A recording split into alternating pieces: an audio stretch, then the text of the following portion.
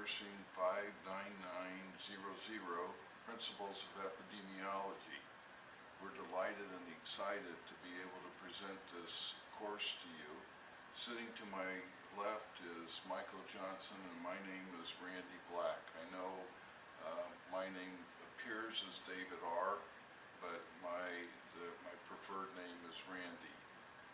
The reason that we thoroughly enjoy teaching this course and what makes it so phenomenal to both of us is each of you.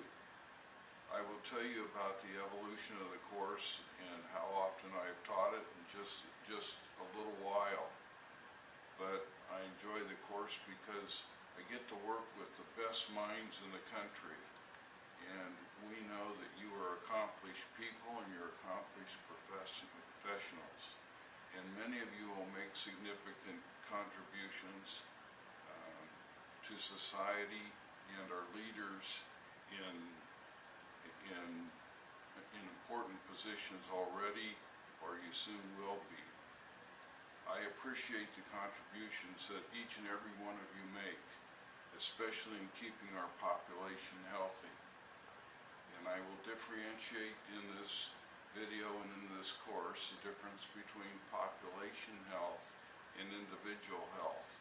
Although, let me make it clear that both are equally important to us and that your contributions, however they may be, in whatever form, are extremely important to the well-being of our country and our world. As we begin, I will have some advice for you that should be helpful. You should know this introductory lecture. It's very important and you'll be quizzed over it. And in addition, you should know the material in the syllabus, which will be part of the quiz.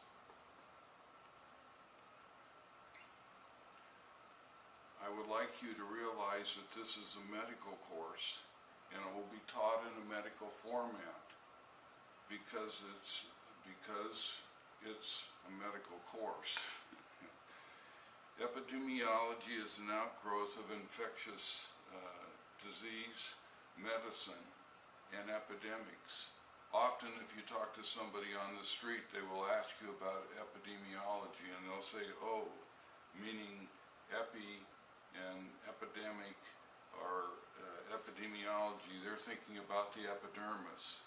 And I want to differentiate that for you too, so you can clearly delineate and state what it is that you're studying and you're learning about. Because it's a medical course, lectures and notes are the most critical part of the course. So you're going to recognize here pretty soon that there's a book that goes along with the course. Taking notes, listening to the videos, and making certain that you understand the material is very critical as you go along. I will discuss grading in just a little bit, and the syllabus goes into great detail about grading. And students usually want to know that right away. How am I going to be evaluated?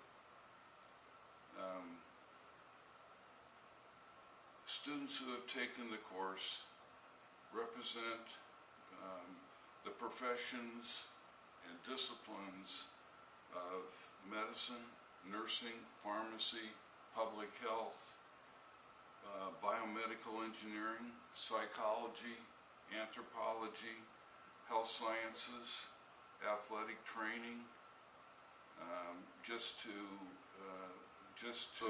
name a few. The course has wide application and is very diverse, and that's the point I want to make.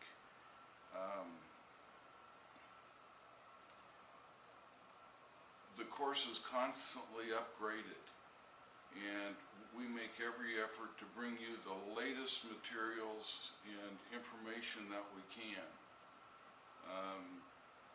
There's so many changes happening in our world, mostly due to airplanes and air travel, that we have different confrontations of diseases that we are confronting all the time.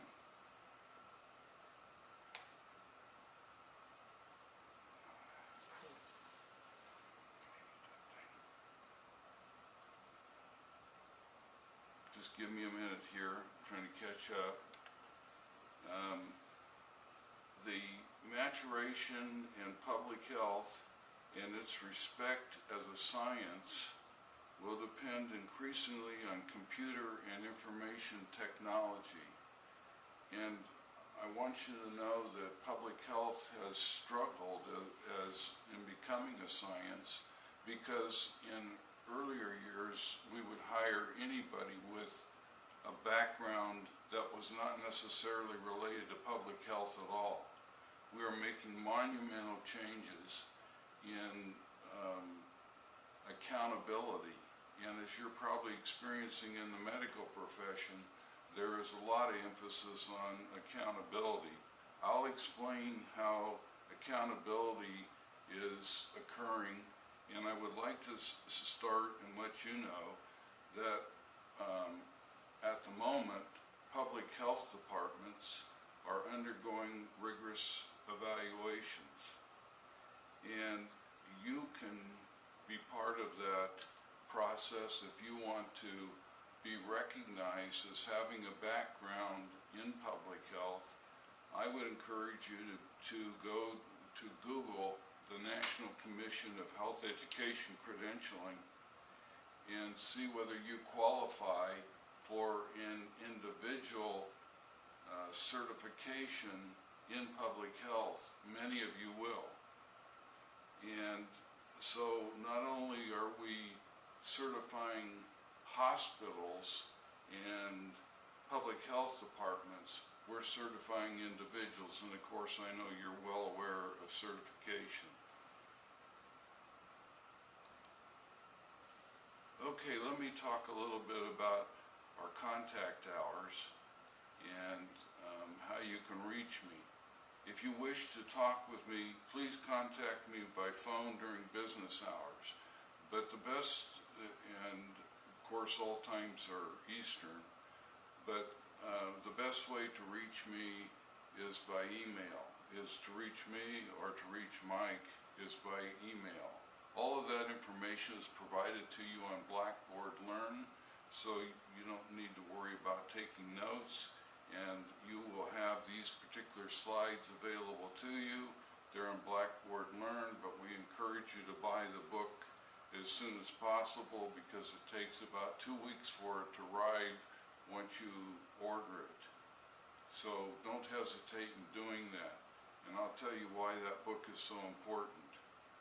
Now, the course is online, obviously, and so therefore we will not meet in a classroom throughout the semester, because students are enrolled from various locations throughout the country and sometimes internationally. And we have a very diverse group this time. We have one student from Puerto Rico, and we're still waiting to hear whether or not we're going to have a student from California. We have 3 students from Indiana.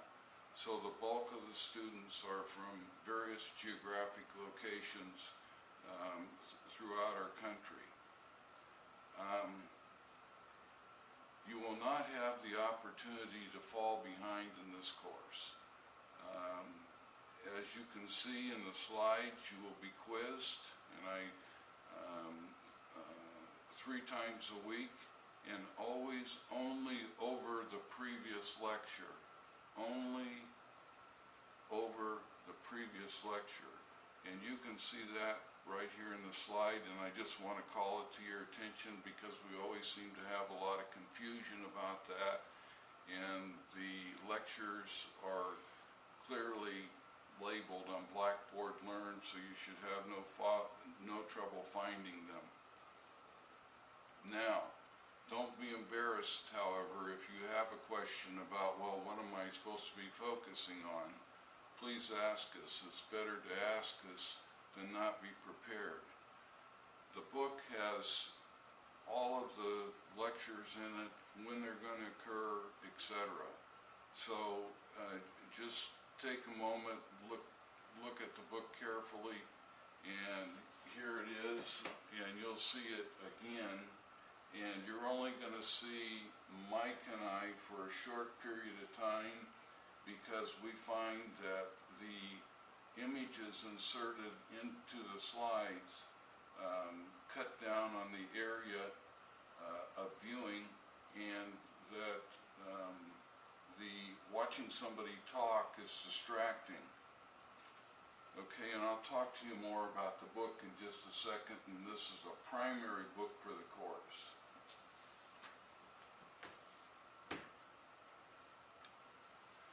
Okay, I want to talk to you about a trained peer helper, because we're very fortunate this summer to have somebody operate in that capacity. And I would like to share with you the qualifications of the trained peer helper, who will be intricately involved with the course, and perhaps one or more of you. A trained peer helper is somebody or someone who has completed the course previously and done exceptionally well. The person has received at least an A- or better, and that's an exceptional grade. The advantage of a trained peer helper is that they have a learner's perspective of the course, because he or she has taken it previously and often are able to explain material differently or in a way that seems more comprehensible. The disadvantage that I have is that I've never taken my own course. I've taught it, I'll tell you, approximately 120 times in different formats and different ways, but I've never sat down and taken it. The contact information for Paige Graham, the trained peer helper, for this summer is already posted on Blackboard, and I would encourage you to utilize Paige. She's very knowledgeable, very capable, very competent, and I'll talk to you more about what's required. We're really pretty stringent with our trained peer helpers, but we feel that they make a major contribution, and we get feedback about that all the time. Now, if you, this slide summarizes what I stated on the prior slide. Please read it carefully when you have a moment. You should feel comfortable in talking with the trained peer helper and know that your rights are protected. And that's what we want to indicate to you, that anything you say to the trained peer helper is in confidence.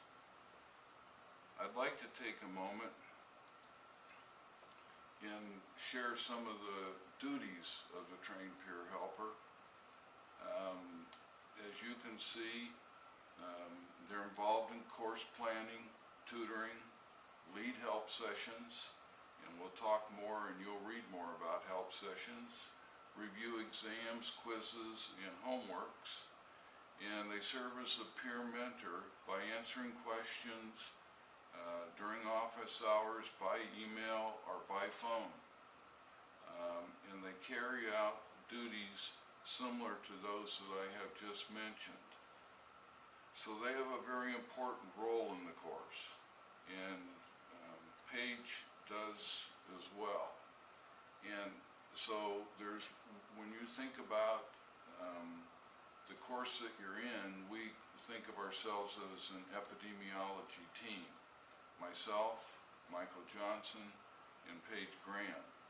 So we would encourage you always, if you're sending us email, to send it to all three of us, because it gives us an opportunity to answer you, and sometimes we answer the question from a different perspective, and that gives you better insight and a better quality answer. And the most important thing in the course simply is you, and we want to provide you a service. And I have confidence, I have complete confidence that you will know the rudimentary elements of epidemiology by the end of this course. I'll talk more about that in just a minute too. Now, what the peer helpers don't do, they don't serve as independent instructors for the course. They don't present course content like what I'm doing right now. They're going to aid you on a one-on-one basis. And they don't assign or submit official course grades. So you don't have to worry about an impression, negative, positive, and you don't have to worry about that with us. We're interested in teaching you. So if you need help, you be sure to get it. That's part of our responsibility and obligation to you. And if you don't reach out,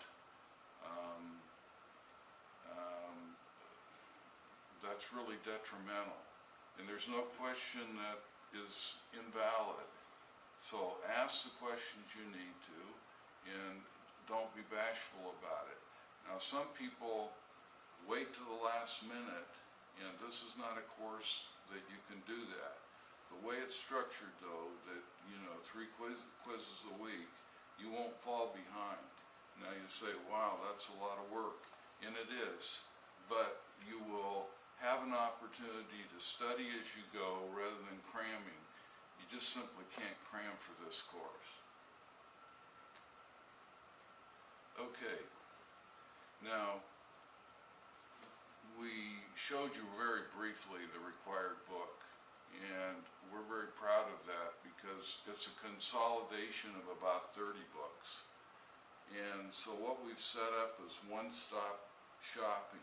If we had you buy the 5 or 6 books that normally would be required for the course, and I'll talk to you about those books, and I'll give you an evaluation of them, and I'll let you know whether you should buy them or not. You would have a great expense. I know it's expensive as it is, but we've done everything to work with publishers and whatnot to reduce the cost, to provide you with the best up-to-date product available in one consolidated resource. Now, a direct link to purchase the book is already posted on Blackboard and sent, and we've sent you a greeting to let you know where to purchase the book. Don't wait to purchase it. Purchase it now because you're going to need it. Don't buy a book from a prior semester because it won't be up to date, and it'll cause you problems. Now, here's what the book looks like, and you can see the cover on it, and you can see our names on it, and you can see everything about it and how to get the book.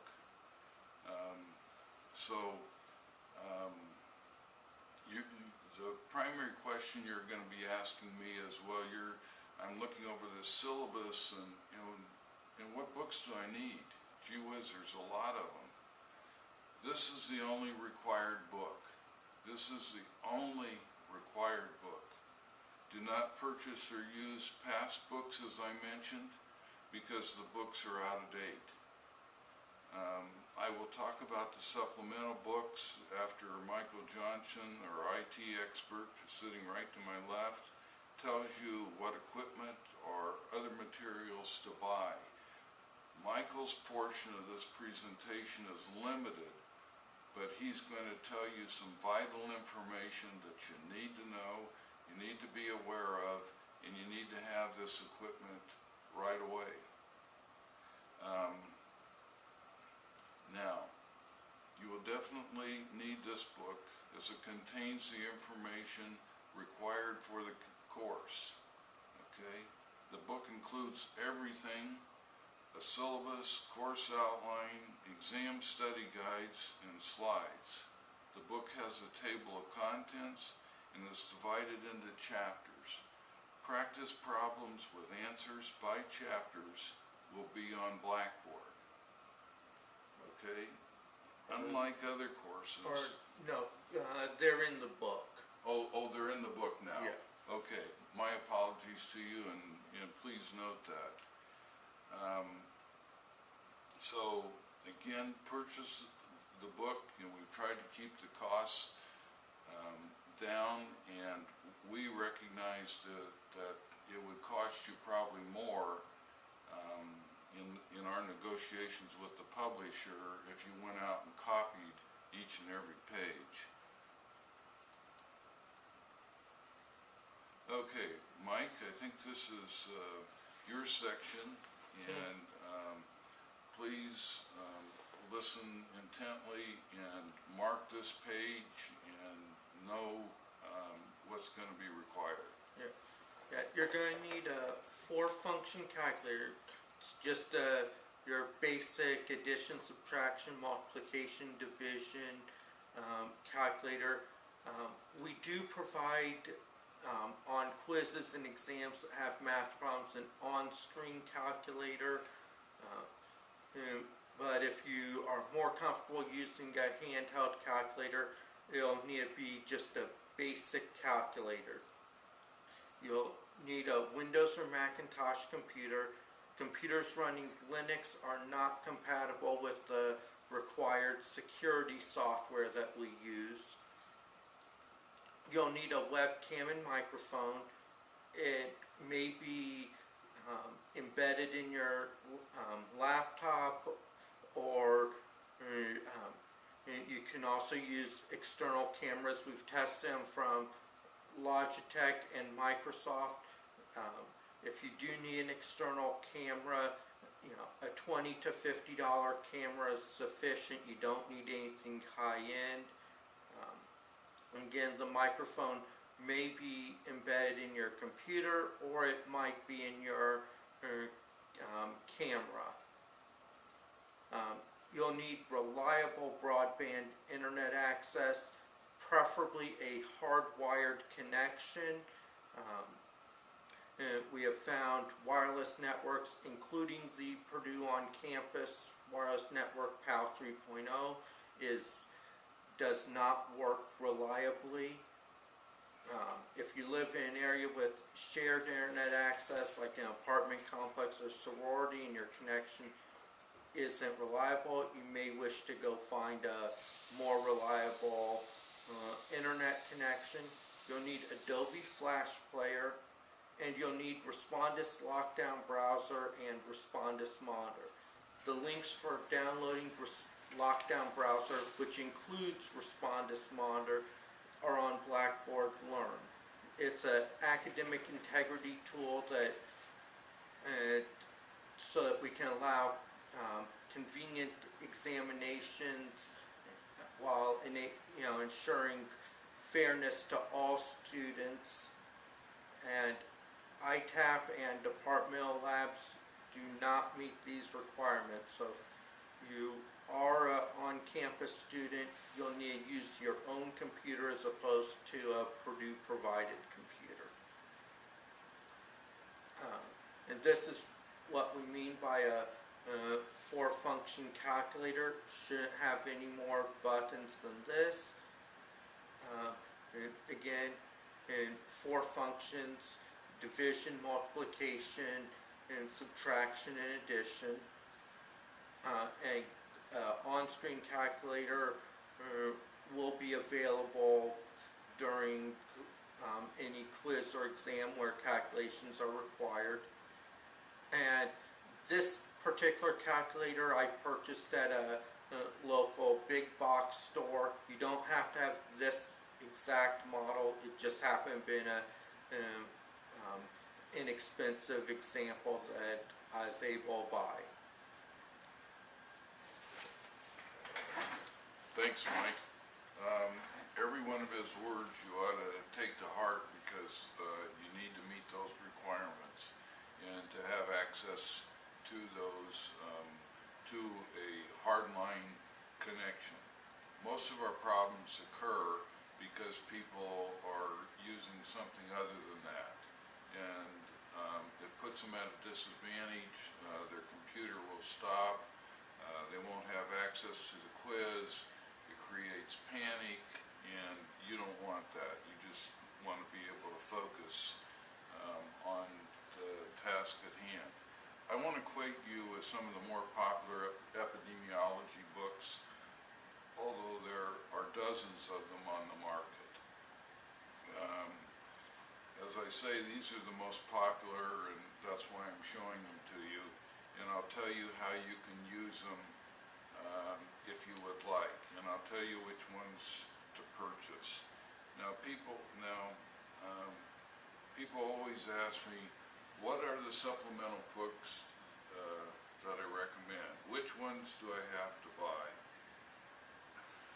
Now I know this sounds like a politician, I'm not trying to be that, but it depends on individual differences is the real answer. Some seem to have an affinity for the course, and others of you will work a lot more, will work a lot harder. And you've seen that in every discipline. I mean, the reason that you're in nursing is because you probably weren't very good at engineering, or I could say that about myself.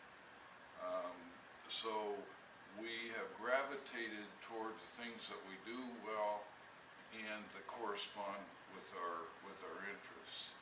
So the next question you probably ask, well, why so many supplemental textbooks? I don't get this. Each has a little different approach or recipe. Sometimes one book is easier to understand than another, or you happen to understand one book better than another. Sometimes authors write sections of books that are clearer, or that you just happen to understand that particular style of writing better than somebody else's. It's also similar to communication. Sometimes I understand one person more easily than another. You probably found out with your patient population that some patients are difficult to understand, and you'll have a colleague that walks in and says, oh, well, this is clear to me, why isn't it clear to you? Now, they're not saying probably the other statement, but we just have different backgrounds, experiences, and whatnot. One advantage of the books is that if you do not understand a term or concept, you can look it up in the index. Okay, don't use the table of contents, because we don't teach by chapters, well, we have chapters in our book, but it's not a chapter-driven type of course. It's a concept-driven type of course. So you want to know clearly what a term means, and I emphasize clearly. Another advantage of the books is they contain problems with answers. So if you need additional practice, please consider reviewing the books. Each book presents a little different vantage point. Our goal is to acquaint you with the basics of epidemiology, so you have a solid foundation for the more advanced courses in the future if you wish to take them. Many of the books are too advanced for someone just learning epidemiology and leave out the basics, which are essential. I can tell you, by the time you're through with this course, you will have a good understanding, often far better than others who have taken courses in epidemiology, and you will find that you know the basics and others do not. Okay, so do I buy all the books? That's not what I said. It depends on whether you think you're going to need them. And you can see how you begin to do on the quizzes and the exams, and if you're not doing well, you can order the books relatively quickly.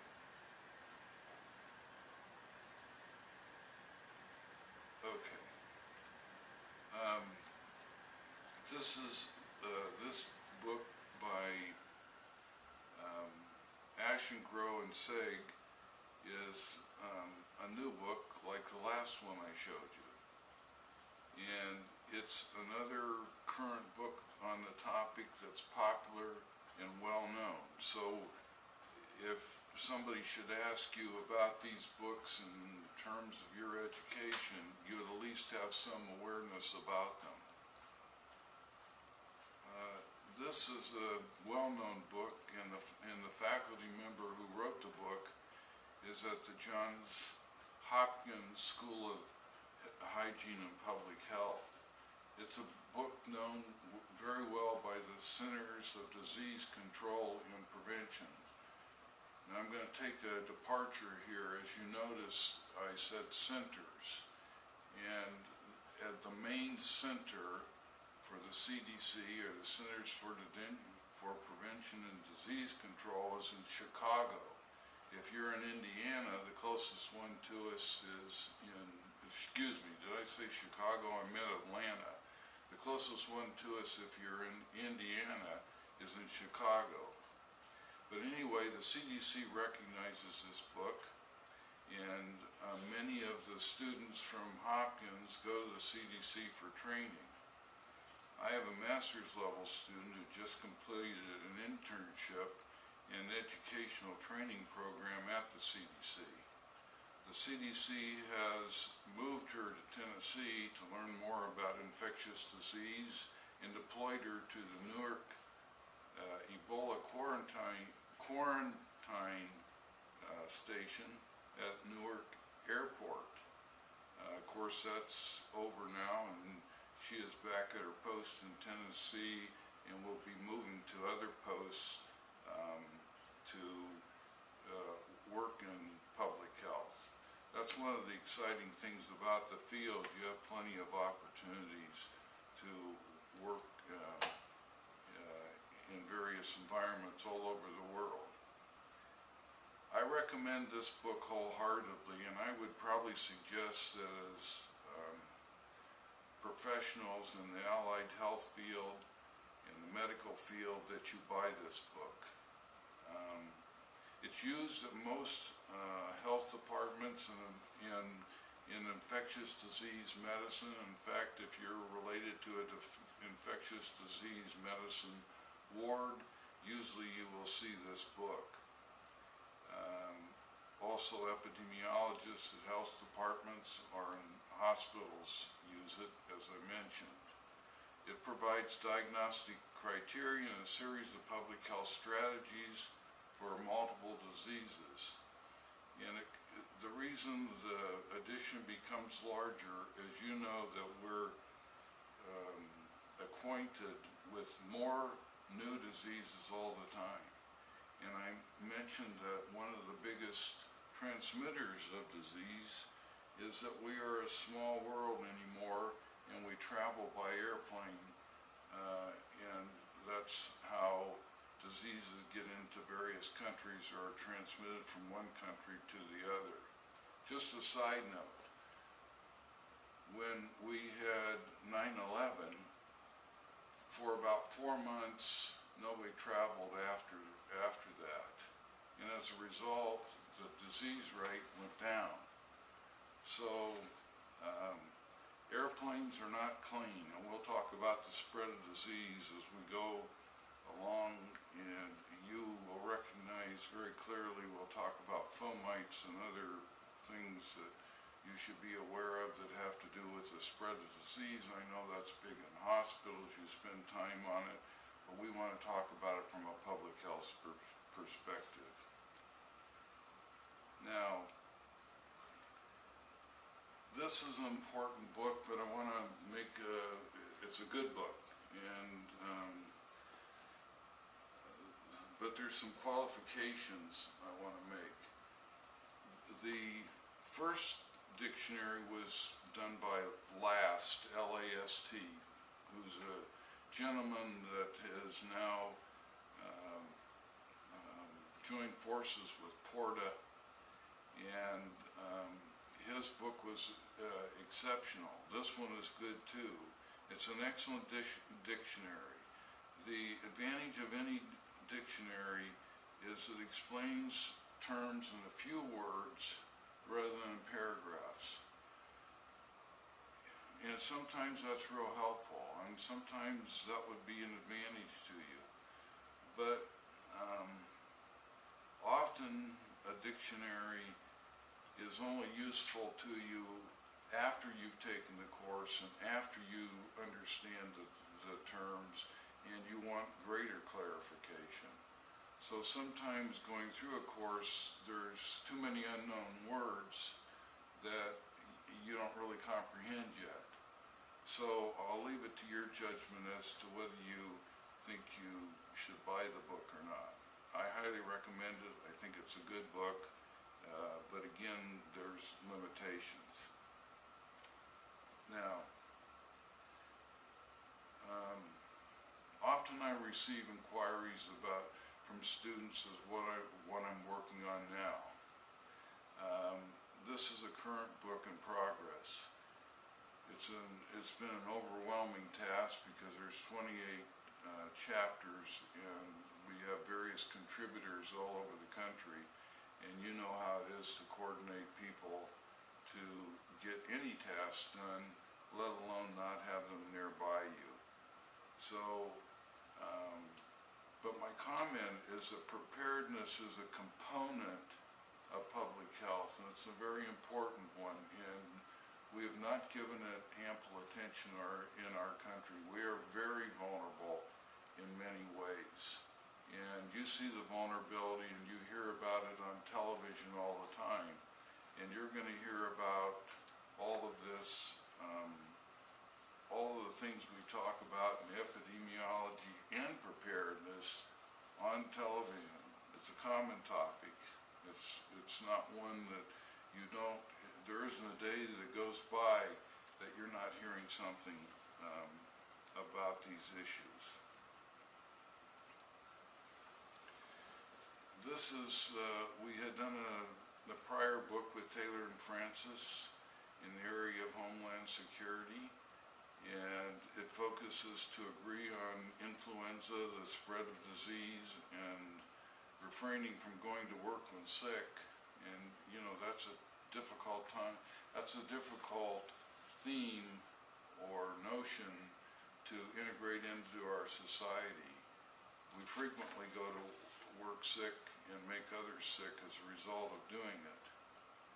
Of course, what I've said the book covers is a gross oversimplification of its contents, but it provides you with some idea about the book's contents. Next, what's important to me, and this book is now being translated into Korean, it covers evaluation of trained peer helpers. Imagine that we're using a trained peer helper.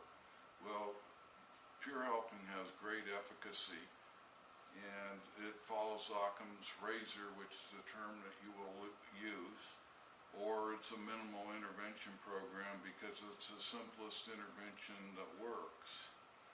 And trained peer helpers have a unique role because often we receive grants, we institute a program, and then there's nobody left to operate it after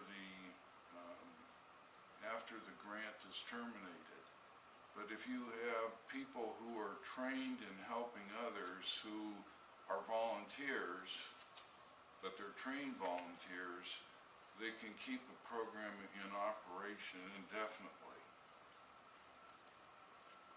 This is another book that we've done, and as you can see that I'm a major proponent of peer helping, and there's even an organization that certifies individuals, programs, and trainers called the National Association of Peer Program Professionals, or as we abbreviate it, NAP. And if you will Google NAP, you can learn more about becoming certified as a trained peer helper. Now, another important area that you will learn a lot about in epidemiology has to do with screening. And you as medical professions applies all kinds of screening techniques, and I'm not going to go into them because you're going to learn more about those later. But you provide all kinds of screening techniques that aren't a diagnosis that help lead to a diagnosis. So we have developed a screening test that's now available from the American College of Sports Medicine in Indianapolis. And as I say, screening is a major topic in the course, and you will become knowledgeable about screening because screening tests are commonly used almost everywhere. So we use screening in every capacity of public health and medicine, whether we recognize it or not, and oftentimes you'd like to be able to evaluate whether a screening test is really viable or not. A very controversial area is the PSA test, and is it a good screening test or not? Okay, so looking at prostate cancer in males.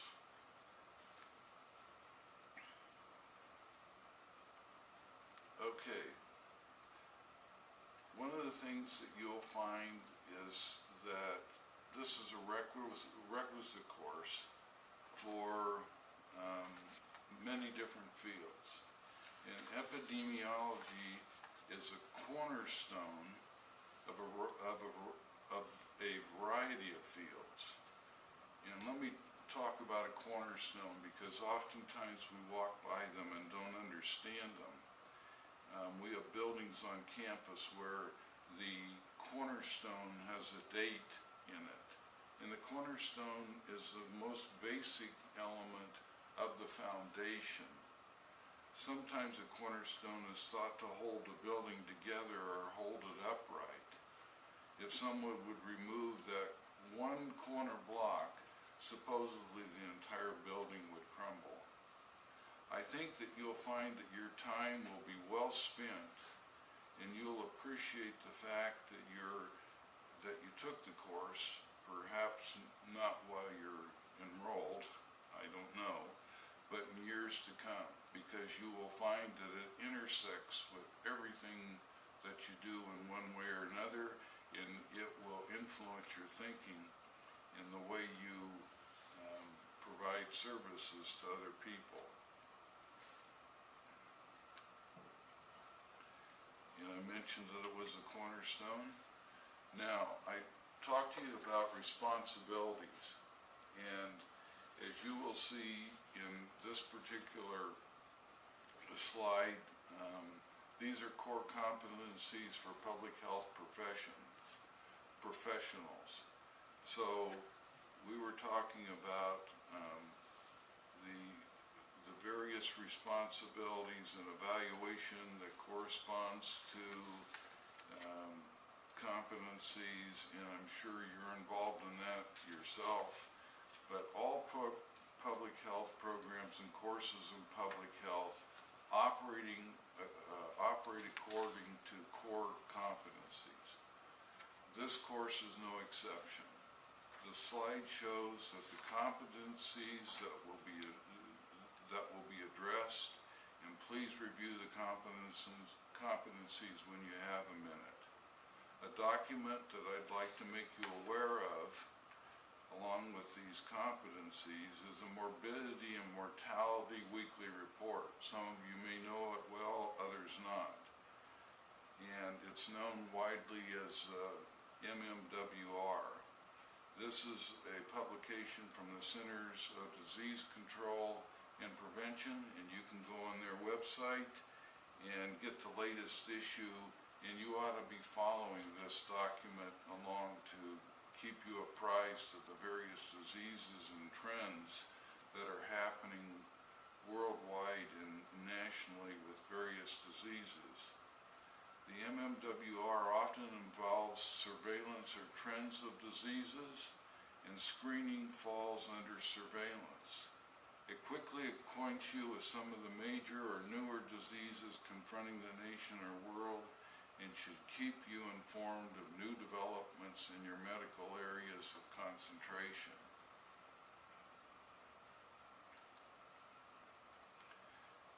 Now, you can see this is the governing agency, the ASPPH,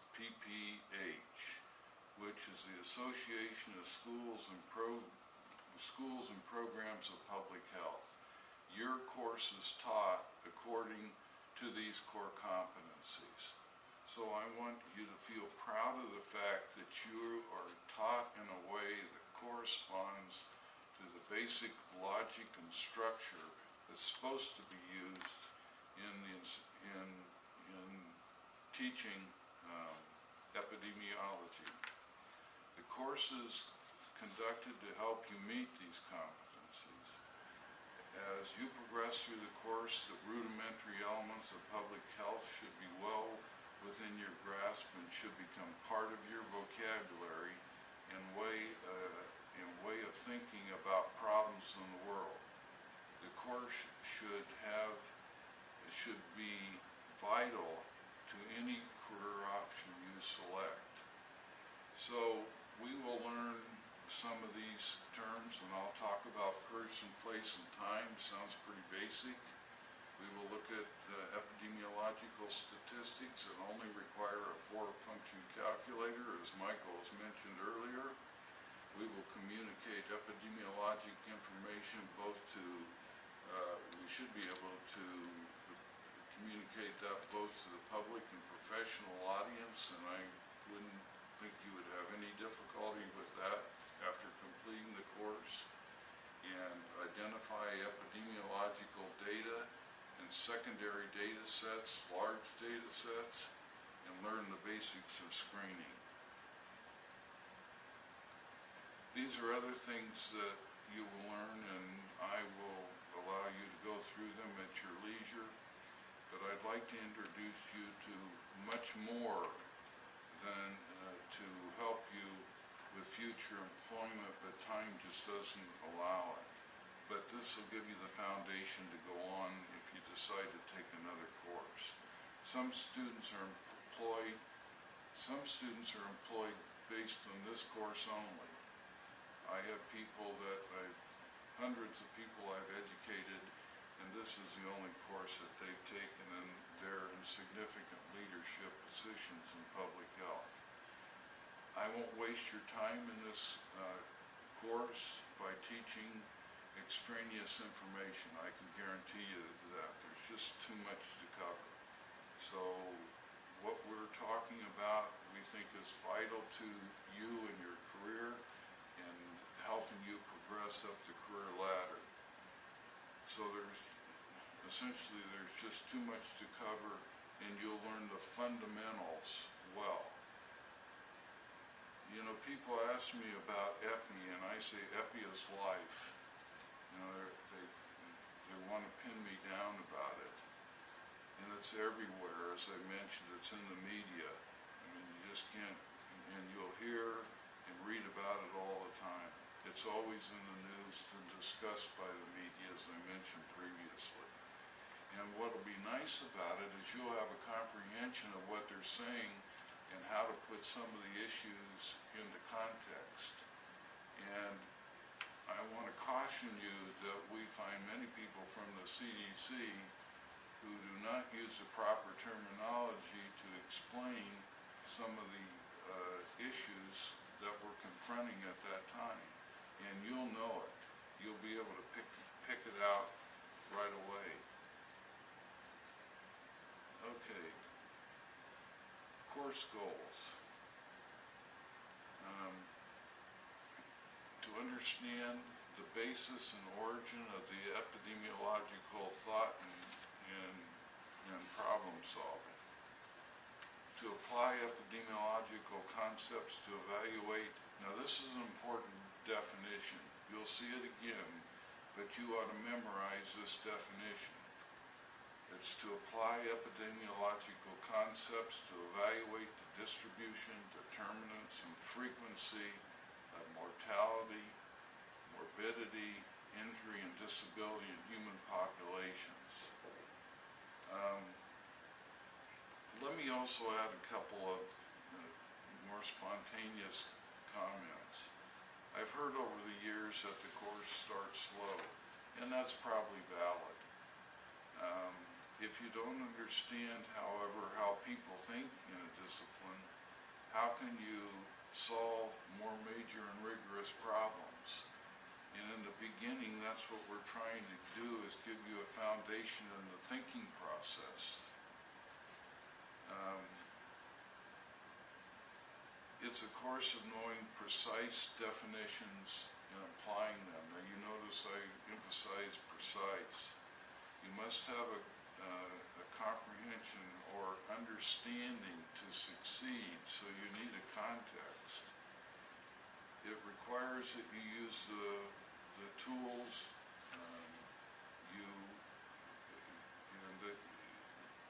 so you can answer problems and address them.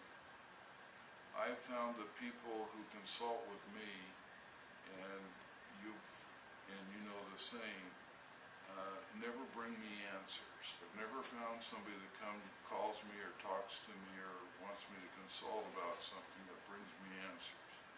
They bring me questions or problems, and I'm sure that's the same of you in your professional role. But again, I want to underscore this definition, that you learn it, you commit it to memory. There are many definitions of epidemiology. This is a classic, and you should know it well.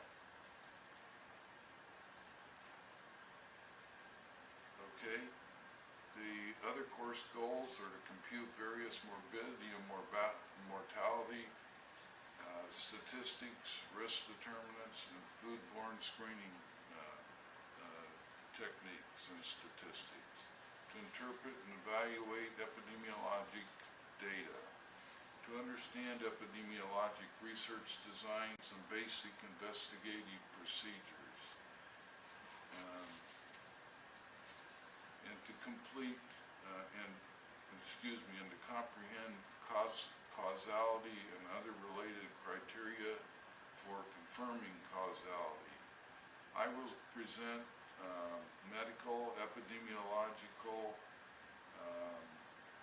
medical designs that are used, and not those in the social sciences, although we may refer to those on various occasions.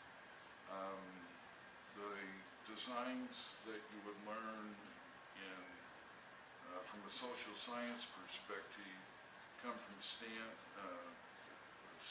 and Campbell. It's a book published in 1963, and we still teach from it today. We use different terminology and stuff, but it's really the same material. But that's not the focus that I'm going to be teaching here. I'm going to be teaching information that will be useful for you to glean information from the research literature and to understand the various statistics and designs, or the designs and the statistics that correspond to them. You will learn when to proclaim a cause and effect relationship. There are several methods for doing this, but I will teach you an epidemiologic approach to declaring causality. For example, A precedes B. And causality is very important to us because we don't want to make a false conclusion that could be deleterious to people's health. And if we can understand causality, we can understand determinants, or what determines a disease, and then treat it effectively or accordingly. Okay. The material in class is presented as elusively simple, but don't be fooled. The application of epidemiological principles is challenging. This is what makes it's the application, and we're going to focus on application. And yes, you'll learn basic definitions and statistics, but your main objective is to apply that information, just as you apply your medical knowledge to a patient. This is a medical course, as I mentioned. The slides, notes, and completion of problems on Blackboard and on quizzes.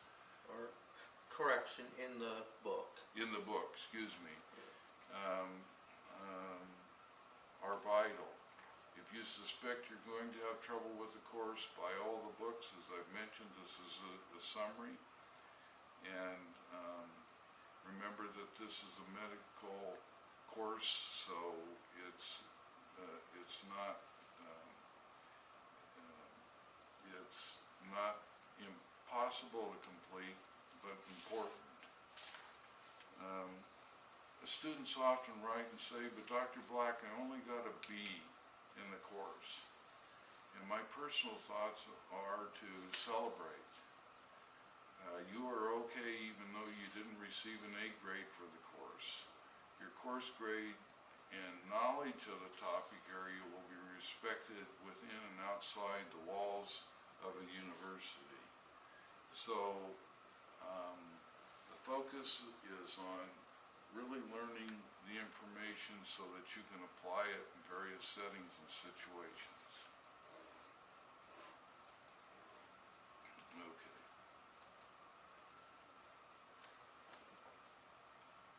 The slides do not contain all the class information that you must know. Additional note-taking is prudent. The manual is provided to help you learn the fundamentals of epidemiology. Be sure to have the slides when you watch each lecture to enhance your understanding and knowledge of the material. It's a good idea to review past slides that have been presented previously and ones for the current lecture and future lectures.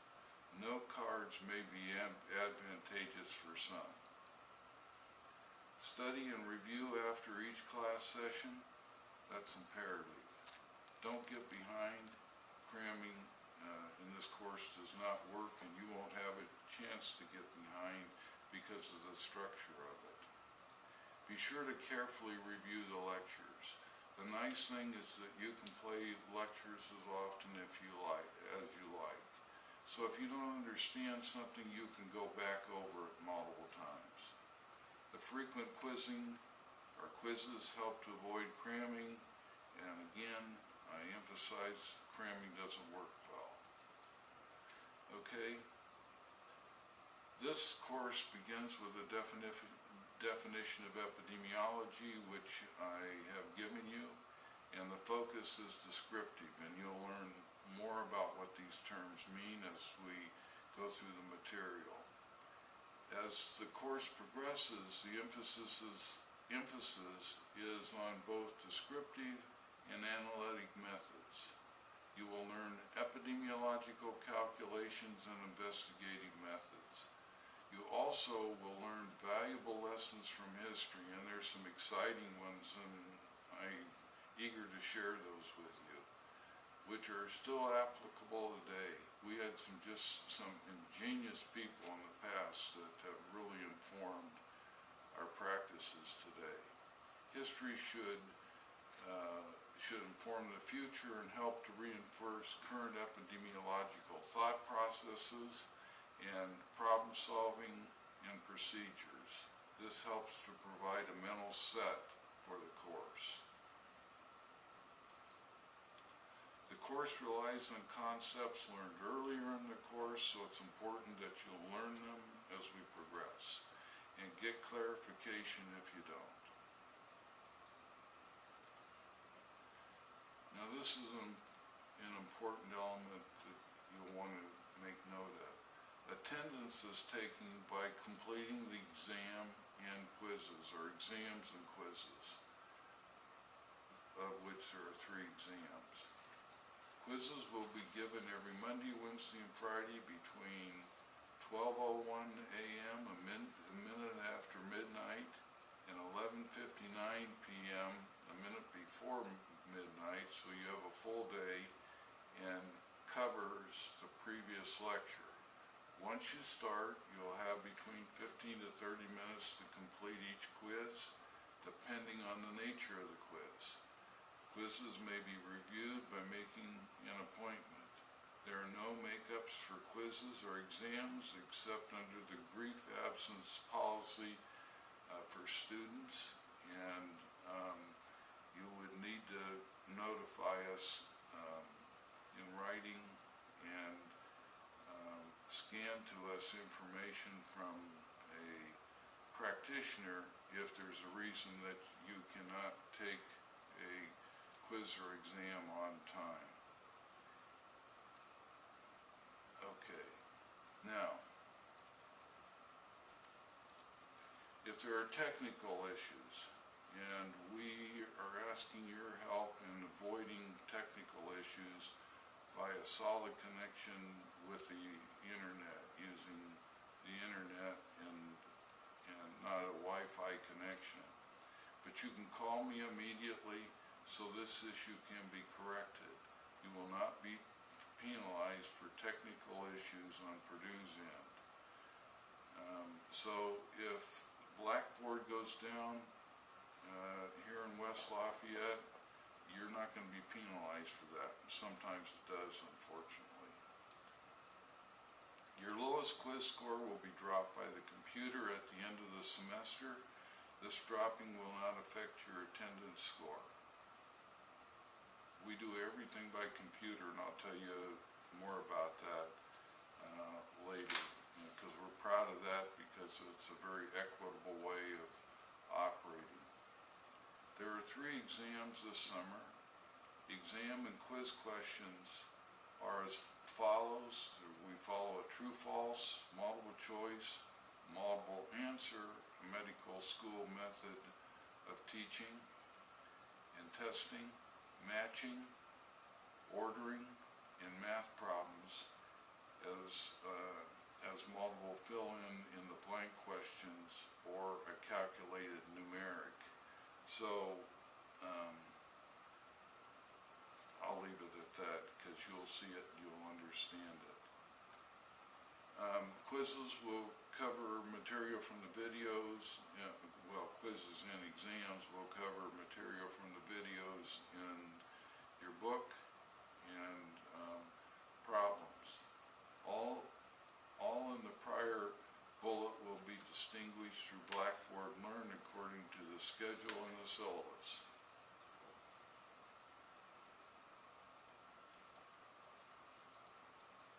Okay, let me talk about the exams and quizzes just for a minute. They require higher order reasoning and cognitive processing, which are expected of students at a Big Ten university. We talked about the 4-function calculator, Respondus lockdown browser, Respondus monitor.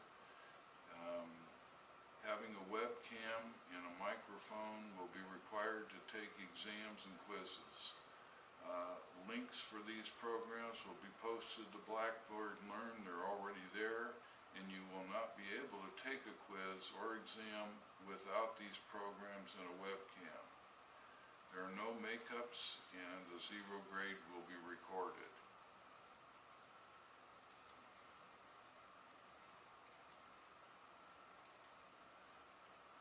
And exams are self-explanatory.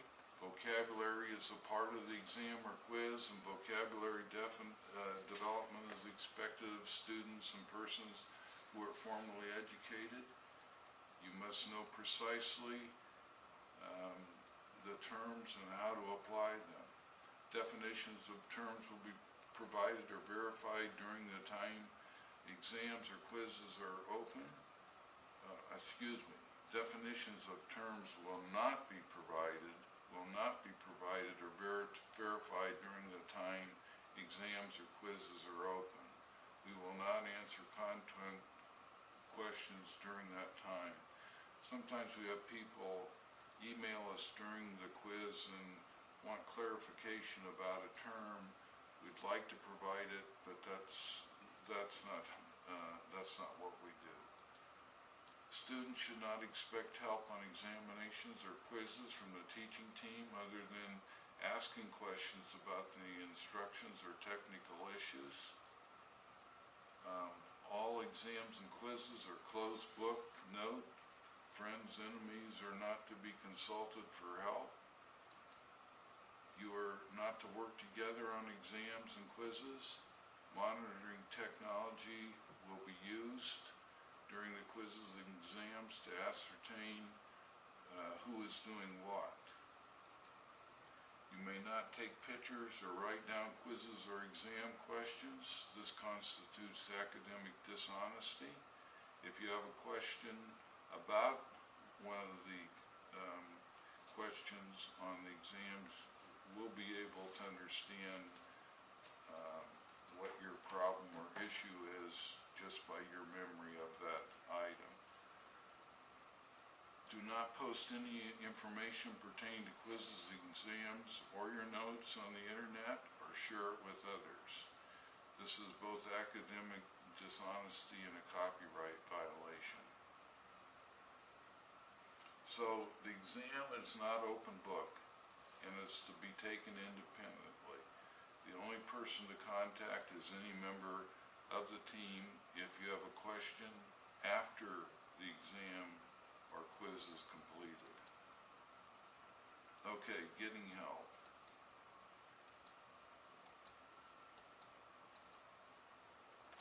If you do not understand the lecture materials, exams, quizzes, or help sessions, contact me immediately.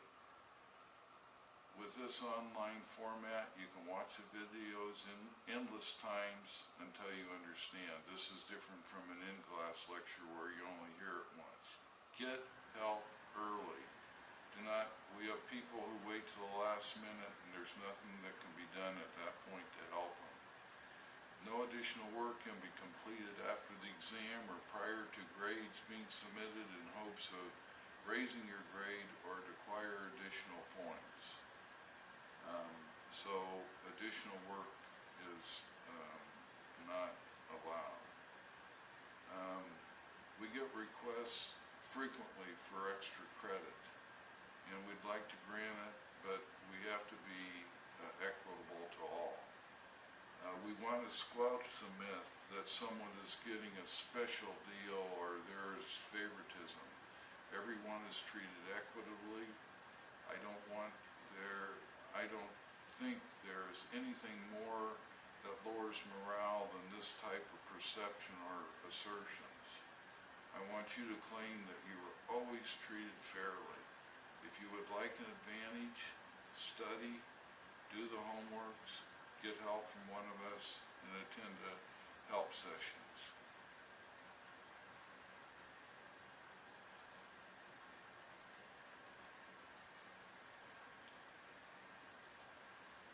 Okay, this is what we've been told before from students in regards to being successful.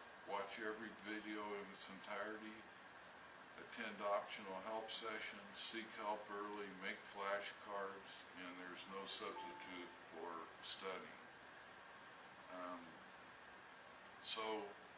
We also encourage you to concentrate on applications and different scenarios and find the answers to what you do not understand. I want to talk about the grading system. You can go to the syllabus and the heading is grading basis for grade, and it will indicate to you that the lowest quiz score will be automatically dropped. The top score, not the total number of points possible, but the top score equals 100% on exams and quizzes. No, just exams. Quizzes aren't curved. That's right, thank you, Mike. And we do an item analysis to eliminate non-discriminating items. So if an item is poorly written, or it doesn't reflect what it was intended to reflect, those items are eliminated. Again, I highly recommend that you read the syllabus and become familiar with it. These are the course policies. They've been stated in detail, as you have or will quickly find out, to protect your rights and outline your responsibilities. This is why we spend so much time reviewing them at the beginning of the course. This is also an expectation of the university. Your first quiz will be over the syllabus. Now, probably even in this first lecture, you have noticed that there has been some repetition. If you find that there's repetition, that probably indicates that those points are very important. Research verifies that repetition increases learning, and we're not trying to bore you, but we're trying to underscore things that we know are important and are really trying to help you, so that you can focus on and concentrate quickly on those issues that will aid you and benefit you in understanding the material. Now, people ask us how to calculate a course grade. Well, this is a relatively straightforward process, and if you follow it, you can always get an estimate of your grade anytime during the course. Average the percentage of exams and plug it into the formula at the bottom here. Average the percentage of the quizzes and student information sheet, leaving out the lowest quiz score, and plug into the formula below. If you have 0 or 1 absence, enter 5 for attendance. If you have 2 absences, enter 2.5 for attendance. If you have 3 or more absences, enter 0 for attendance, and there's the formula for you.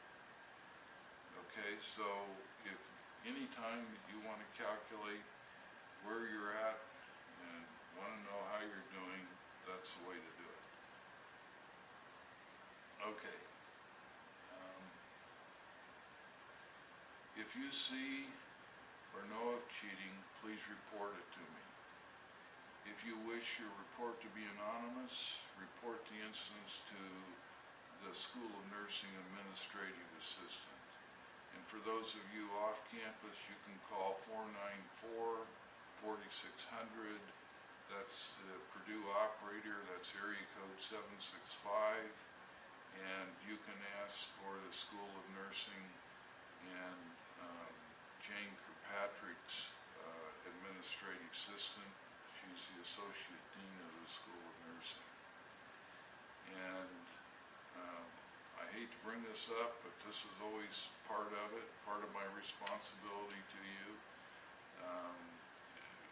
We don't tolerate cheating, and cheating includes giving or receiving aid during the exam, or copying from another person's exam during the test, or being in contact with somebody, or developing crib sheets, or whatnot. Now, if you hear about cheating, and it's amazing to me that we do get reports and we investigate them, and you can, if you share information with me about that going on, your name will be separated from the investigation.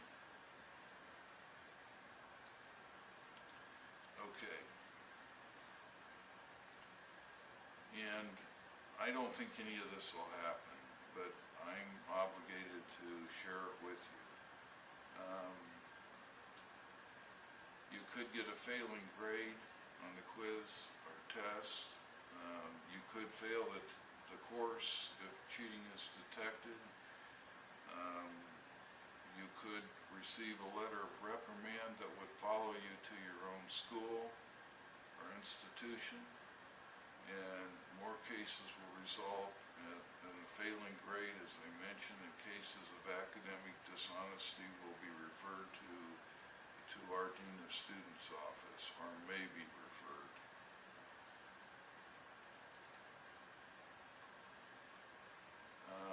Please contact me about anything pertaining to academic dishonesty.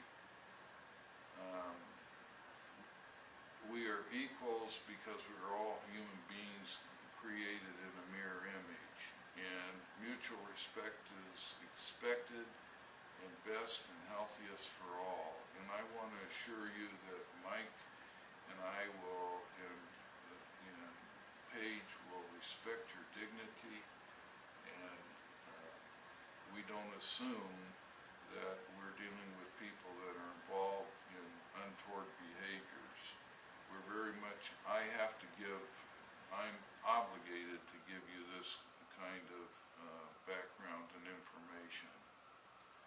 My goal is a collegial relationships because we're all professionals doing our very best to meet various demands.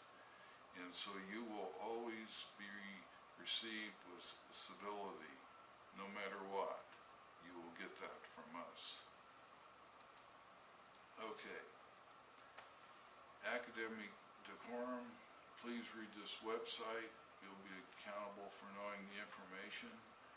And again, we think knowledge is power and influence, and we don't want you to turn your power over to any system, either now or when you are employed, and we want you to know your rights. Okay, students with disabilities, please do not be embarrassed if you have a particular need. We want to meet your needs. This tells you how to go about doing that. I'm certain you can follow it along. There's a website available, and but you need to turn in information pertaining to a disability within the first week of class to determine an appropriate course of action for you, and so we can help you and you're not at a disadvantage. Emergency preparedness. I should be giving you lectures on disaster preparedness, but I don't have time, and I'm certain you'll take that in another course, I hope. If we get into a situation where there was something going on that's man-made or due to nature, information about course changes will be communicated via Blackboard Learner or email, or you may also contact me or any member of the team. Okay. If you're on campus, this is information that you would want to know, and you should know.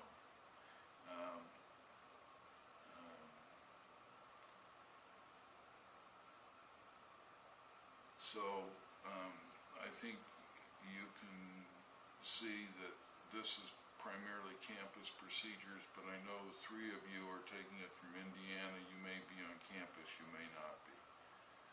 Harassment, let me just say that won't happen. Pejorative language, swearing, threats to self-esteem, discouragement, or disparaging remarks will not occur during any health session or any communication.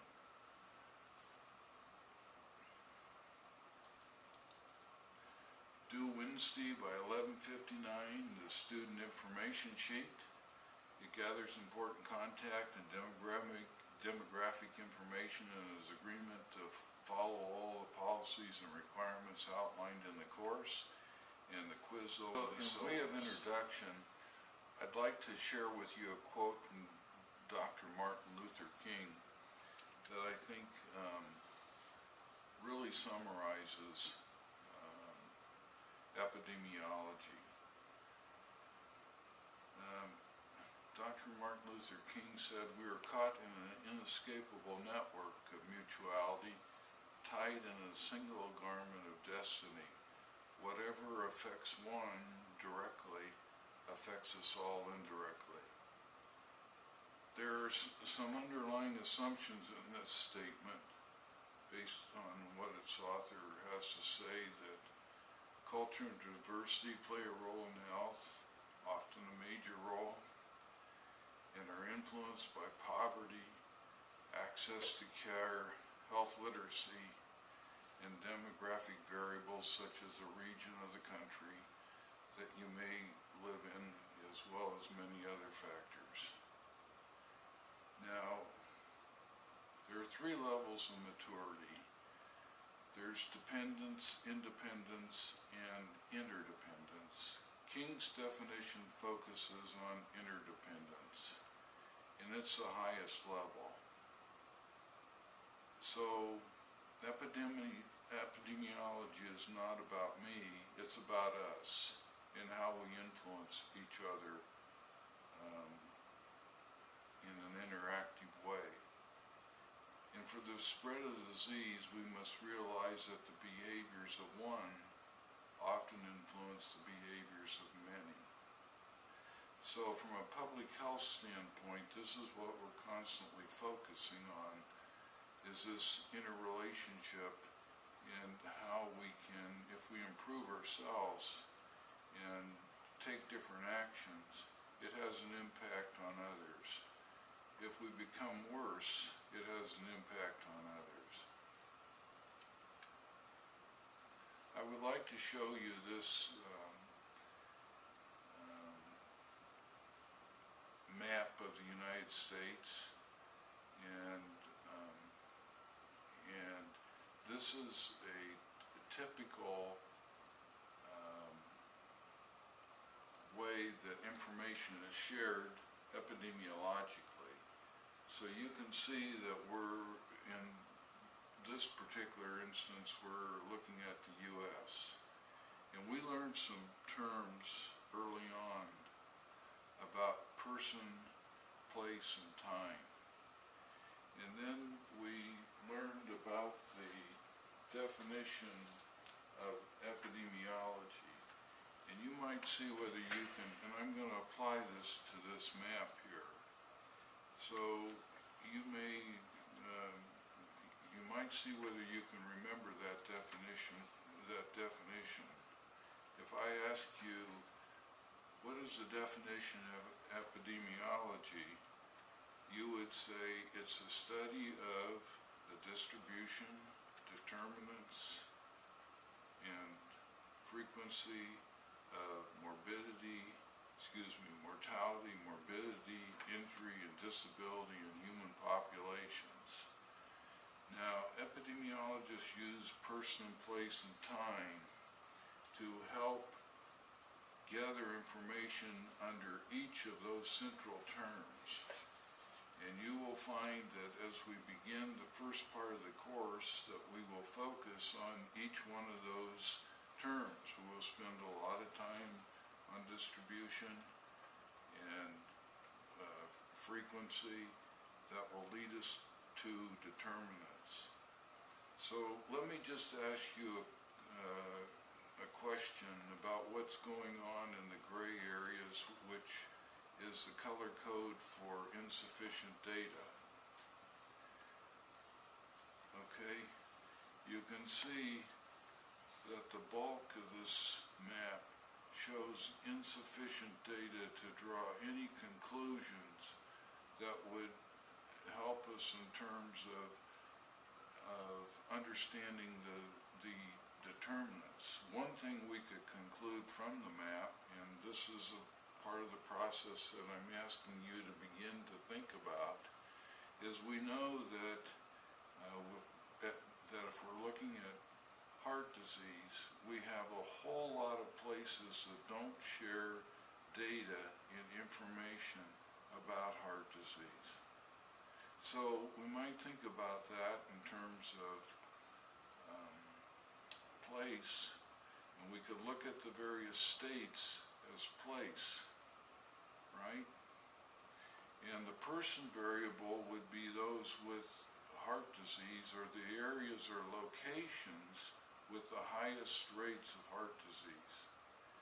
And the states with the highest prevalence rates seem to be Mississippi, Tennessee, Oklahoma, Texas, southern tip of Florida has a little bit.